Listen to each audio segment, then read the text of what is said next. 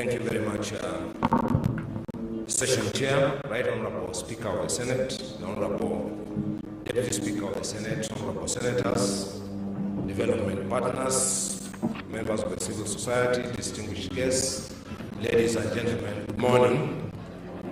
I would like to take this opportunity to recognize the long-standing partnerships between Parliament and the development partners who are present here today. And I would like in particular to acknowledge the 15 years of the Parliamentary Support Program by the State University of New York, SUNY, with support from USA and also from the British High Commission.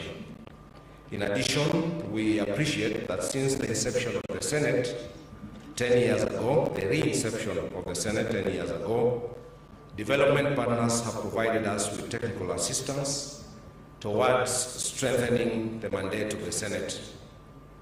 In this regard, we will all remember the agile and harmonized assistance to development institutions, the AHADI program of the US government, and the ongoing Kenya Devolution Support Program of the British government, which have assisted the Senate to strengthen its technical capacity and to deliver on its mandate to protect counties and their governments. Despite this support, there remains significant technical gaps and institutional challenges, such as limitations in oversight, unavailability of resources, lack of know-how in respect of specialized matters of devolved government, and lack of access to information, which all conspire to hamper the Senate and senators from effectively executing their mandate. As a result, the Senate appreciates that collaboration with development partners remains key to bridging the existing resource gaps and ensuring that senators are adequately capacitated and resourced to deliver on their mandates. Additionally, we appreciate that the competition for resources and in particular the increasing global competition for development funds requires a collaborative approach that delivers broad impact. The Senate is therefore keen to engage with partners on initiatives that support mutual institutional interests while strengthening intergovernmental relations for broad impact. I would like also to acknowledge the Kenya Private Sector Alliance, KEPSA, who have been a reliable partner for the Senate in executing its mandate to protect devolution since the second Senate.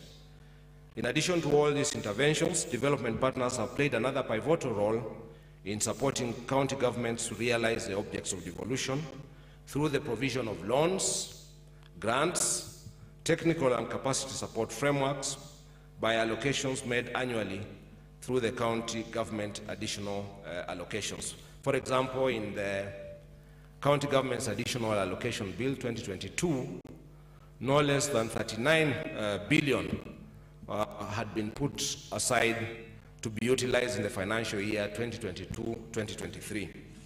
So the conversation we want to have this morning will aim to explore what has been achieved by development partners, civil society and non-state actors for the last 10 years for the Senate and for the broader devolution sector.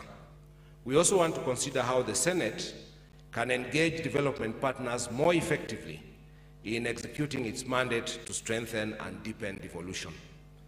Therefore, I want us to begin by briefly exploring the successes of the development partners, civil society organizations, and non-state actors in the last 10 years, and looking at the ongoing challenges.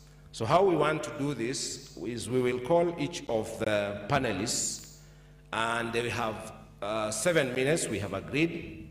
We want to hear, they will apportion that time themselves, the 7 minutes that you have, distinguished panelists. You will speak briefly to what you do and what you have done with us and what you perceive to be the successes and the challenges and going forward. But I also have one question for each of you, and I will start in the order in which you are listed. So Mr. David Gosney, Mission Director, United States Agency for International Development, USAID, will come up first. And the question I have for you as you speak to the work of your organization is the following question. With the increased competition for limited financial resources from development partners,